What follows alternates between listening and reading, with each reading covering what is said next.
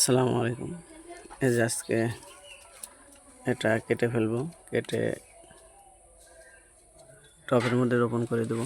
এই যে ফুল আছে, ফুলগুলা টিকবে না কেটে ফেলে, তারপরে এখন কেটে ফেলতে হবে।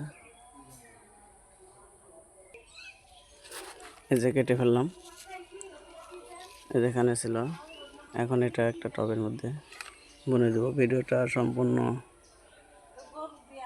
কিভাবে লাগাতে হয় ভিডিওটা দেখতে সাথেই থাকো।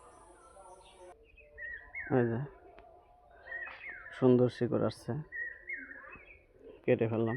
দেখেন কত সুন্দর ফুল, গুটি মোটামুটি চলে আসছে, কিন্তু এগুলো আর টিকবে না। অনেক ফুল, সামনেবার ইনশাল্লাহ বাইকুনুর গাছের চারা পাবেন। আঙুর গাছে অনেকেই চেয়েছেন, কিন্তু এবছর চারা করি নাই, ইনশাল্লাহ সামনে বছর পাবেন। এই যে কত সুন্দর শিকড় আসছে, এটা আপাতত ওয়ান টাইম গ্লাসে বসিয়ে দেব, তারপর শিকড় আসলে ইনশাল্লাহ বড় একটা টবে বসিয়ে দেব।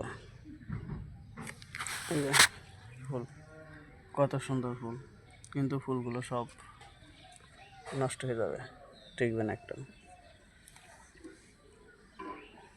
সামনের বছর ইনশাল্লাহ বাইকুনো গাছের চারা পাবেন।